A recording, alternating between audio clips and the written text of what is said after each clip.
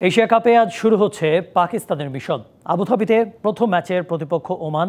Dubai international cricket স্টেডিয়ামে ম্যাচটি শুরু হবে রাত 8:30টায়। অসুস্থতার কারণে পাকিস্তান অধিনায়ক সালমান আলী আঘার এই ম্যাচ খেলা নিয়ে শঙ্কা আছে। এশিয়া কাপের এ গ্রুপের ম্যাচে এবার পাকিস্তানের লড়াই। এ গ্রুপ থেকে এরই মধ্যে মুখোমুখি হয়েছে ভারত ও ইউএই। পাকিস্তানের চিরপ্রতিদ্বন্দ্বী ভারত বড় জয় দিয়ে এশিয়া কাপের মিশন শুরু করেছে। দুবাই আরব আমিরাতকে 9 উইকেটে হারিয়েছে সূর্যকুমার যাদবের দল। এবার পালা ম্যান ইন গ্রিনের।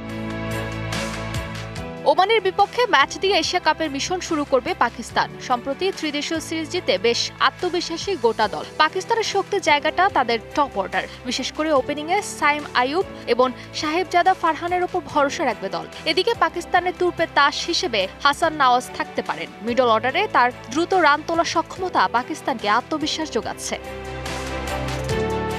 তবে মিডল অর্ডার পজিশনের সবচেয়ে বেশি দুশ্চিন্তার জায়গাটা মোহাম্মদ হারিসকে নিয়ে। সবশেষ 10 ইনিংসে রান করেছেন মাত্র 50। ফিনিশিং রোলে মোহাম্মদ নওয়াজ এবং ফাহিম আশরাফ থাকছেন। ঝড়ো ব্যাটিংয়ের পাশাপাশি বল হাতেও ম্যাচের মোড় ঘুরিয়ে দিতে পারেন এই দুই ক্রিকেটার। পেস বোলিংয়ে শাহিন শাহ আফ্রিদির কাঁধেই থাকবে দায়িত্ব।